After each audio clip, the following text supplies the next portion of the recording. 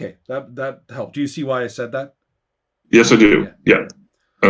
I'm noting that down as well. Yeah. Um, A concrete idea. Yeah. well, the idea is there could be a principle behind it, but there has to be somebody who walks and talks involved somehow.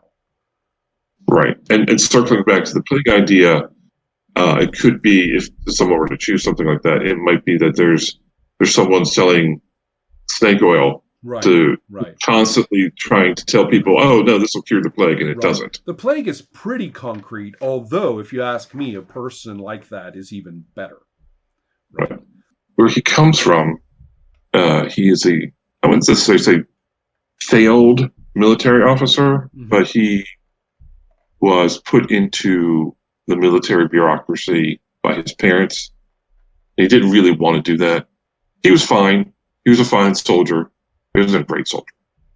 And so the first opportunity he got, he moved away from that.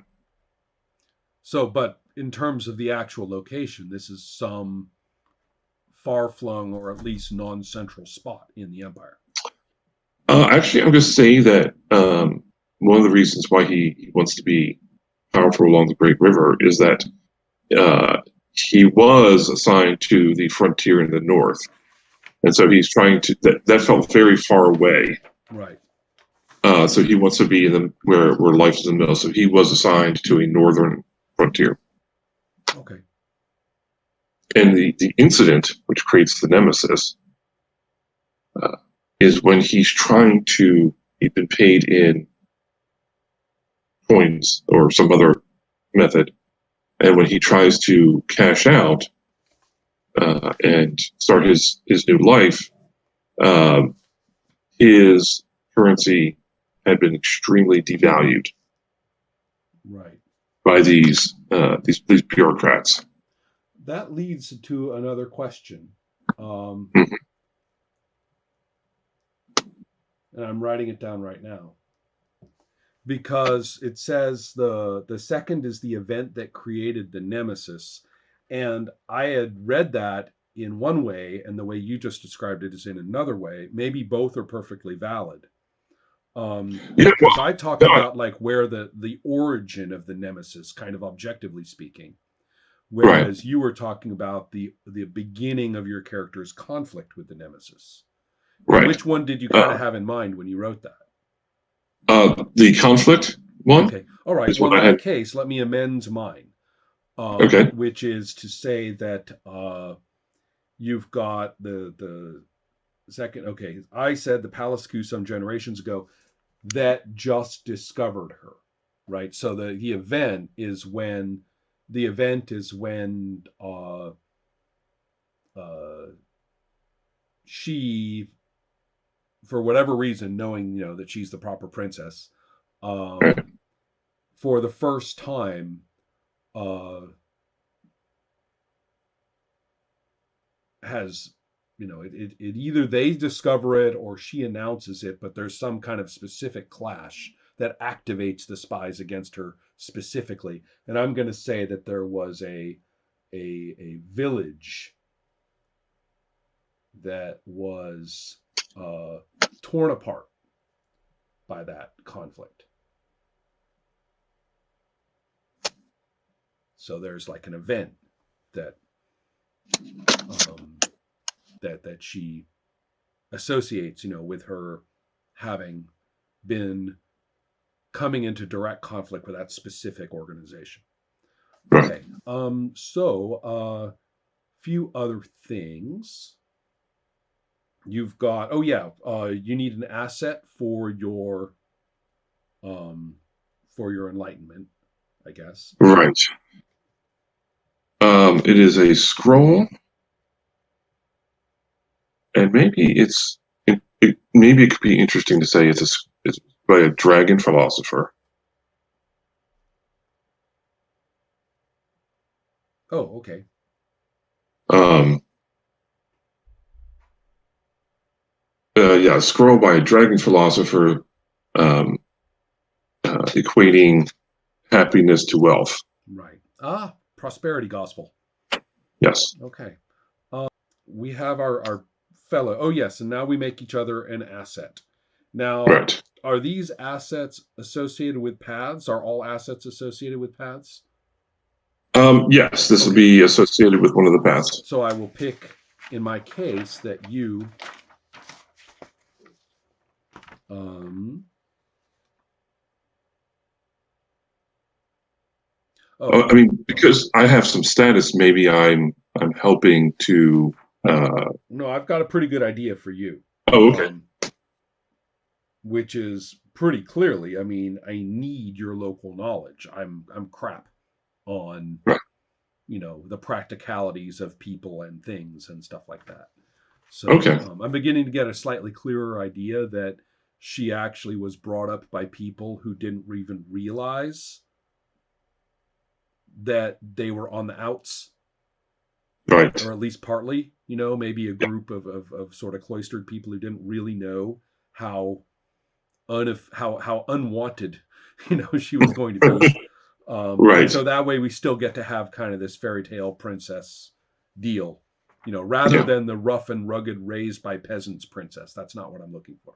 Right. Right. Right. So, but she's not an idiot, but she's not really good at being out there dealing with riding on the ship with pigs and stuff. So, Yeah. or what's the next town, that kind of thing. The captain is definitely another asset for her status. Right. Could I be Because no, go ahead. Go ahead. could I be an asset for your honor? I was just thinking that Yeah, actually that good. you would be an asset. That A little bit of idealism in there. to take a because you do represent the older way Right. back when whatever the currency issues were not an issue. And while he was not a great soldier, he was a pretty good soldier, and to sort of travel in the company of a princess Hmm. would definitely as Well, a I boost to think his. that we don't need to completely deconstruct it, but the Yeah. idea is that she represents at least possibly certain ideals or uh, certain aspects of society, and that he's interested, that maybe he could find something besides profit to pay attention to, possibly. Who knows? Right. Right. Yes. Right. Um, Right. Whatever that may be. Okay, so now I would like to um, call your attention to a detail of game design, particularly from this era. Okay. And I'm going all the way back to when you started working on this and the kind of things that were being discussed or talked about or emulated at the time. And Right. one thing that I think the kind of hyper dialogue, particularly once Game Chef got going and everybody's just like talking to everybody and suggesting to everybody, and I think things got a little bit euphoric, That's true. and among that community.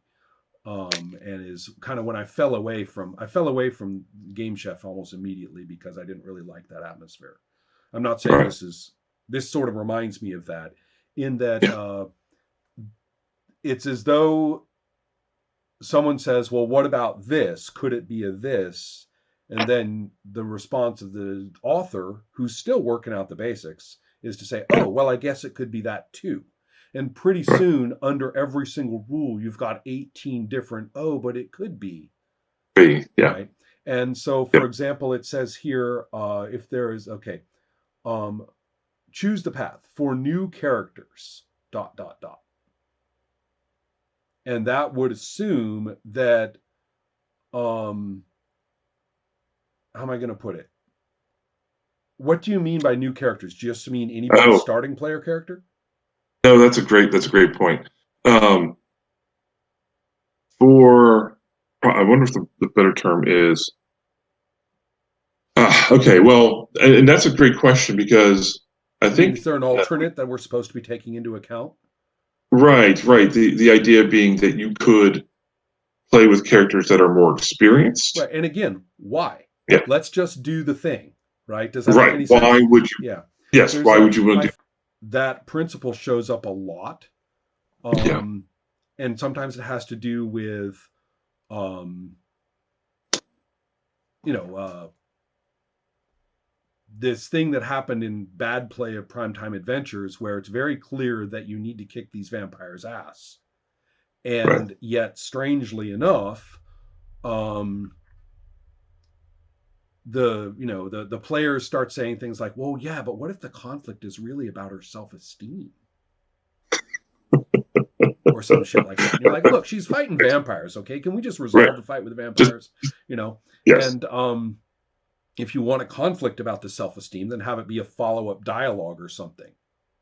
This quit trying to create these deconstructive, crisscrossing, it looks like this, but it's really about that, kind of thing.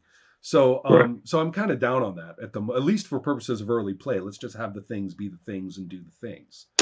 Yeah. Um, Exactly. and so, I'll bring this up again. You're going to get sick of hearing about it when we talk about damage and stuff like that. So, all Okay. right, let's take a look at where we might be in play. And our game master is carrying out your scroll or your